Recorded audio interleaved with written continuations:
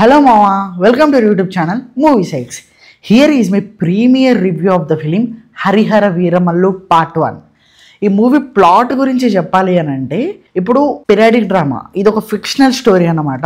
అప్పటి కాలంలో మొత్తం జరిగే స్టోరీ ఇది. ఒక కోహినూర్ డైమండ్ కోసం వెళ్ళడం అనే జర్నీ మనకి చూపిస్తారు. ఆ తర్వాత అసలు హరిహర వీరమల్లు అంటే వీరమల్లు గారు ఎవరు అండ్ వాళ్ళ బ్యాక్ స్టోరీ ఏంటి, అసలు ఔరంగజేబ్కి వీరమల్లుకి కనెక్షన్ ఏంటి అనేది మనం కంప్లీట్గా మనం మూవీలో చూసుకోవాల్సిందే.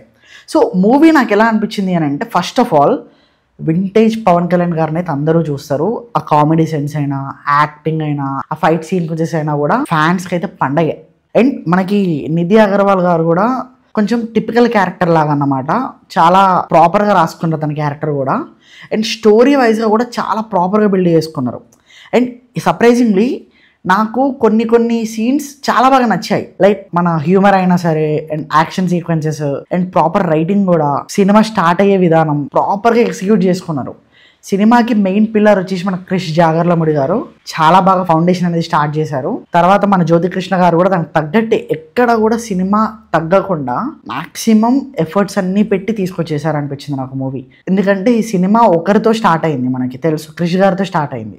తర్వాత మనకి జ్యోతి కృష్ణ గారు తీసుకోవాల్సి వచ్చింది కొన్ని రీజన్స్ వల్ల. కానీ ఎక్కడ కూడా మనకు ఆ ఫీల్ రాదు. మెయిన్లీ మాట్లాడుకోవాల్సింది కీరవాణి గారి గురించి. సినిమా మాత్రం తన మ్యూజిక్తో చాలా గట్టిగా లేపాడు. ఎలా అంటే మీకు మూవీ ఎక్కడైనా సరే వీక్ అవుతుంది అన్న థాట్ అనిపిస్తే there comes the Keeravani BGM. గట్టిగా కొట్టేశాడు. సాంగ్స్ కూడా చాలా బాగున్నాయి. బ్యాక్గ్రౌండ్ స్కోర్ అయితే ఇచ్చి పడేసిండు. మన బాబీ డియోల్ గారు అయితే ఔరంగజేబ్గా చాలా బాగా చేశారు.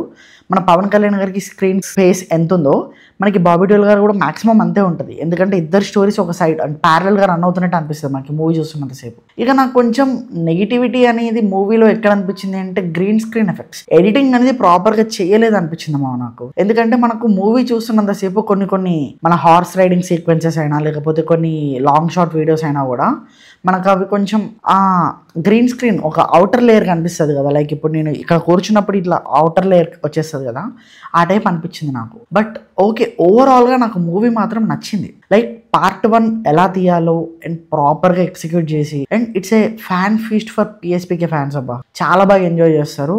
చాలా రోజుల తర్వాత గట్టి సినిమా పడింది. రికార్డులన్నీ గట్టిగా కొడుతుందని అనిపించింది నాకు.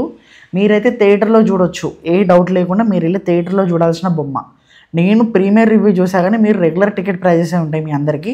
మీరు రెగ్యులర్ టికెట్ ప్రైజెస్తోనే వెళ్ళి మీరు అందరూ బాగా ఎంజాయ్ చేయొచ్చు. అండ్ మీరు ఎక్కడ కూడా డిసప్పాయింట్ అవ్వరు. మేబీ ఎడిటింగ్ విషయంలో కొంచెం డిసప్పాయింట్ అవుతారు కానీ బ్యాలెన్స్ ఎక్కడ కూడా మీరు డిసప్పాయింట్ అవ్వరు.